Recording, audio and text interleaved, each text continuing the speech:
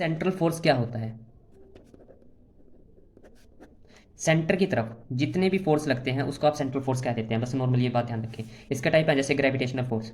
Gravitation force में देखिए, जो आपके पास दो ऑब्जेक्ट हैं उनके सेंटर के आपस में बीच में लगते हैं फोर्सेस, ठीक है, जो सेंटर्स के तरफ लगते हैं उसको आप सेंट्रल फोर्स कह देते हैं। मान लो आपके पास कोई सन है और ये अर्थ है जो उसके चारों तरफ क्या कर रही है, ऐसे रिवॉल्व कर रही है। अब इन दोनों के बीच में क्या होगा? अट्रैक्शन रिपल्शन होगा। वैसे तो अट्रैक्शन होगा फिलहाल, है ना।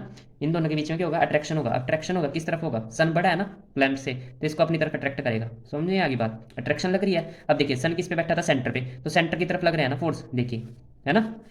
जो फोर्स सेंटर की तरफ लगते हैं उनको आप सेंट्रल फोर्स कह सकते हैं। सेंट्रल फोर्स रिपल्सिव भी हो सकते हैं और कैसे होते हैं? अट्रैक्टिव भी हो सकते हैं। बस इस बात का ध्यान रखें आप। देखिए, अगर तो मान लो फोर्स की वैल्यू आपके पास नेगेटिव आ रही है, कैसी आ रही है? नेगेटिव, तो आप कह देंगे अट्रैक्टिव फोर्स है। कैसे हैं? अट्रैक्टिव। जैसे ग्रेविटेशन का ही एग्जांपल देख लो आप। ग्रेविटेशन का फॉर्मूला क्या होता है? फोर्स इक्वल टू माइनस के G M M upon R square. यहाँ माइनस का निशान क्या दिखा रहा है? कि अट्रैक्टिव है, और आपको पता है ग्रेविटेशन फोर्स आपस में एक दूसरे को अट्रैक्ट करते हैं, है ना। अगर प्लस है उसका मतलब क्या है? उसका मतलब है कि वहाँ कैसा है? रिपल्सिव है, ये आपस में कैसे हैं? रिपल्सिव है। समझ में आ गई बात? चलिए, ये आप कर लेंगे। अच्छा, अब देखिए सेंट्रल फोर्स को लिखते कैसे हैं? सेंट्रल फोर्स को फोर्स आर वेक्टर, ये है कि जो फोर्स होगा ना वो आपका आर के अंदर होगा। जैसे आपको पता है फोर्स है, ये आर आ रहा है इसके अंदर, तो आप इसको ऐसे भी लिख सकते हैं, फोर्स आर, ठीक है। मतलब कि जो आप इधरली साइड जो इसका फॉर्मूला बनाओगे उसके अंदर ये चीज़ आएगी, आर वेक्टर, दिख रहा है।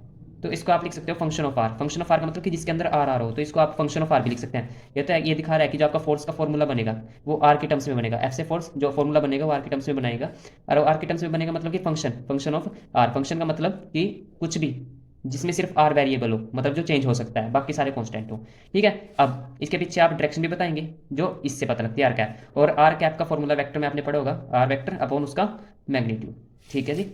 देखिए, जैसे मान लो ये सन है और ये कोई प्लेनेट है जो कि इसके अराउंड जो है रिवॉल्व कर रहा है। आपको भी पता है जो है रिवॉल्व ऐसे ऐसे ही रिवॉल्व करेगा, है ना। ऐसे तो रिवॉल्व करने से रहा है, ऐसे ऐसे ऐसे ऐसे, मतलब एक फिक्स्ड प्लेन में ही रिवॉल्व करेगा कोई भी particle.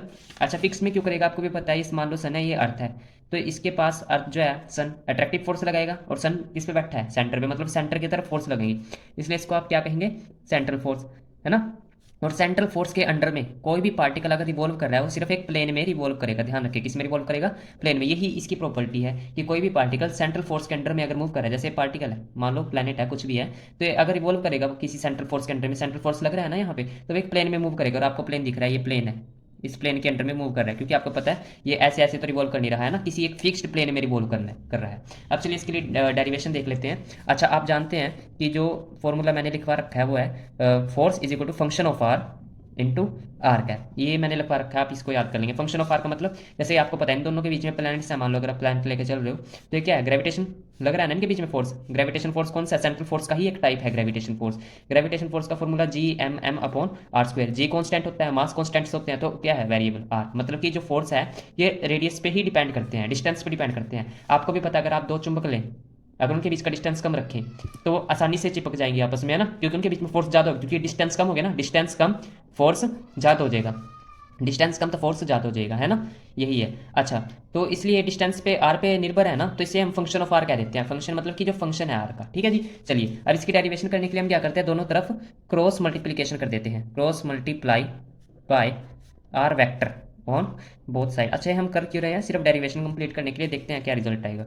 Are cross F function of R, R cross R cap, है ना। अच्छा, आपको पता है कि आर कैप का फॉर्मूला क्या होता है? वेक्टर ऑफ आर अपॉन इसका मैग्नीट्यूड। तो यहाँ से अगर आप आर वेक्टर की वैल्यू निकाल लें तो क्या आएगी? ये आएगी। इसको आप इसमें पुट कर दें, इक्वेशन नंबर 1 में, इस जगह पर, और कहीं नहीं पुट करेंगे आप। तो क्या आएगा? R vector cross F, R vector, ठीक है जी, यहाँ पे R cross R cap cross F, है ना जी, function of R, R cap. दोनों में से अगर आप आर कैप कॉमन ले लें, देखिए वेक्टर को पढ़ के आए, नहीं समझ में आया जो, R cap dot R cap, ये ऐसे होगा। अब आपको पता है कि जब दो कैप्स सेम हो और उनके बीच में डॉट प्रोडक्ट हो तो उनका डॉट प्रोडक्ट जीरो आता है। इसकी वैल्यू का आप यहाँ पुट करेंगे, ये हम प्रूफ के लिए कर रहे हैं। तो क्या आएगा? आर क्रॉस एफ आर, इन दोनों इनकी जगह क्या आएगा? जीरो। अच्छा, जीरो से किसी को भी जीरो को मल्टीप्लाई करोगे तो जीरो ही बनेगा, समथिंग जीरो। अब क्या करें? आपको पता है न्यूटन्स लॉ के अनुसार, न्यूटन्स लॉ ने क्या कहा था? फोर्स क्या होता है? Mass into acceleration. और एक्सेलरेशन को आप कैसे लिख सकते हैं? एक्सेलरेशन का फॉर्मूला क्या होता है? DV by D T. और वेलोसिटी का फॉर्मूला dx/dt है ना, इसका dt, इसको आप ऐसे भी लिख सकते हैं फिर d²x/dt², ऐसे भी आप लिख सकते हैं एक्सेलरेशन को। तो मैंने यहाँ ऐसे लिख दिया। ऐसे क्यों लिखा? क्योंकि आपको पता है सारा फंक्शन जो है, सॉरी यहाँ आर आएगा, आर की टर्म्स में है तो एक्सेलरेशन अलग वेरिएबल आ जाएगा, हम सारे को एक ही वेरिएबल में लेके चलेंगे। अब ये फोर्स है, आप इसको फोर्स कैसे मत समझो भी, इसकी जगह पुट करो, ये फोर्स ऐसे भी लिख सकते हो आप। इसका मतलब है कि जो फोर्स है वो आर की टर्म्स में दे रखा है इधर, तो मैंने आर की टर्म्स में लिख दिया, इसको बना दिया। यहाँ तो आर की टर्म्स में नहीं था ना, मैंने इस एक्सेलरेशन को आर की टर्म्स में लिखा, तो यहाँ मैंने लिख दिया फोर्स ब्रैकेट में आर, इसका मतलब है कि आर की टर्म्स में आपका फोर्स। समझ में आ गई? तो मैंने इसको इक्वेशन नंबर 4 का नाम दे दिया है। अब आप क्या करेंगे, जो ये आपने निकाली ना फोर्स की वैल्यू, इसको आप यहाँ इसमें रख देंगे। तो रखिए, तो क्या आर वेक्टर, इसकी जगह आप ये रखेंगे मास d²r/dt²। अब इसमें से आप क्या करेंगे, is equal to 0, mass common ले लेंगे, मतलब मास कॉमन नहीं, मास बाहर ले लेंगे, कॉमन क्या लेंगे, हम मल्टीप्लाई का निशान है cross, d²r/dt² is equal to 0। अब इसका मतलब 0 है कि इन दोनों में से कोई एक ना एक 0 होगा। अब आपको पता है किसी भी चीज़ का मास तो 0 नहीं हो सकता है ना, मास तो आप 0 नहीं मानेंगे, तो आप क्या 0 मानेंगे, आप मास तो 0 नहीं मानोगे, तो क्या लिखोगे, R cross d²/r/dt² is equal to, समझ में आ गई बात? अब ये 0 आ गया था। अब देखिए यहाँ ध्यान से देखेंगे कि इसकी जगह जो है आप ये चीज़ भी पुट कर सकते हैं। ऐसा हम क्यों करते हैं, मतलब कि ठीक तो चल रहा था, हमने पुट क्यों करना, क्योंकि हमें डेरिवेशन सोल्व करने के लिए ऐसा करना पड़ता है। अब देखिए इसकी जगह ये कैसे आया, अगर आप इसको सोल्व करेंगे तो आपके पास यही आंसर आएगा, सोल्व करके देख लेंगे आप। तो इसका मतलब है कि इन दोनों के बीच में क्रॉस प्रोडक्ट है, मतलब कि इंटू वी रूल चलेगा, U as it is as it is, R का आर, इसका करेंगे डिफ्रेंशिएशन, क्या आएगा, d²r/dt², डबल वो हो जाएगा ना, है ना, d², मतलब कि अगर ये y है तो y1 ही तो लिखते हो आप, और y1 का क्या करोगे तो y2 आएगा, जैसे मैथमेटिक्स में करते थे उसमें 3rd चैप्टर में। चलिए देखेंगे, ये मेरा काम नहीं है बताना। प्लस इसको एज इट इज रखेंगे, अब आप इसका डिफ्रेंशिएशन करेंगे, ठीक है जी। अच्छा, इसको क्या लिखते हैं, dr/dt, distance upon time, change in distance upon time, velocity, वैसे यहाँ डॉट आएगा ना, सॉरी क्रॉस ही आएगा, ठीक है क्रॉस, dr/dt v।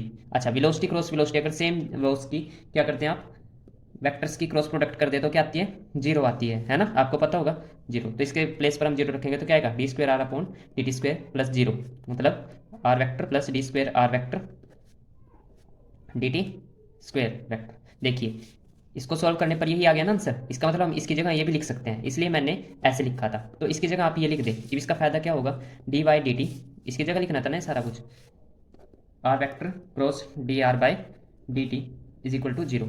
यहाँ 0 कोई भी कांस्टेंट वेक्टर मान लो, क्योंकि 0 का मतलब यहाँ 0 नहीं है, मतलब कोई कांस्टेंट चीज़ है, ठीक है, मतलब ये कांस्टेंट को बता रहा है, किसको बता रहा है, कांस्टेंट। कांस्टेंट मतलब 1 2 3 4 5 6 0 भी आ सकता है, कुछ भी आ सकता है। तो इसको आप लिख लेंगे d/dt, R vector cross dr/dt is equal to constant, ठीक है। अब इसका मतलब क्या है, देखिए क्रॉस है ना, इसका मतलब है ये दोनों, जिन दोनों के बीच में क्रॉस होता है उसका मतलब है कि ये दोनों चीज़ें आपस में मिलकर कोई प्लेन बना रही हैं, ठीक है। और यहाँ जो वैल्यू आएगी उसका मतलब है कि जो चीज़ भी इस प्लेन में घूमेगी वो ऐसे परपेंडिकुलर घूमेगी, ठीक है। अगर कांस्टेंट वैल्यू है इसका मतलब परपेंडिकुलर है, तो यहाँ लिखेंगे आप where C vector is constant vector which is perpendicular to the plane made by R vector and D R vector, मतलब इन दोनों के द्वारा जो प्लेन बना है। समझ में आ गई बात? मतलब जैसे dr/dt क्या है, वेलोसिटी तो है, और आर वेक्टर आपको पता है डिस्टेंस है, मतलब जैसे ये डिस्टेंस है और ये जो है कोई भी चीज़ मूव कर रही है, मतलब वेलोसिटी इसके बाद dr/dt अभी ऐसे मूव कर रही है इतने ही डिस्टेंस पे है ना, जितना आ रहा है, तो क्या प्लेन ही तो बना रही है, देखो एक ही प्लेन तो बनाएगी, दिख रहा है आपको, है ना। और कैसे है, देखो परपेंडिकुलर है। समझ में आ गई बात? तो यही बात कहना चाहता है कि इससे हमें पता लग गया कि प्लेन है, दोनों को क्रॉस कर लो ना, आर का मतलब आर dr/dt क्या होता है, वेलोसिटी तो होता है, इनके बीच में क्रॉस है, मतलब ये दोनों आपस में प्लेन बनाएंगी, ये इनके बीच का डिस्टेंस आ रहा है, और जो पार्टिकल है इसके पास मान लो भी वेलोसिटी है, भी ऐसे मूव करेगा उतने ही डिस्टेंस पे आर आर लेके चलेंगे चारों तरफ से, जितना ये है ना, देखिए प्लेन में मूव करेगा ऐसे। समझ में आ गई बात? Thank you for watching my video.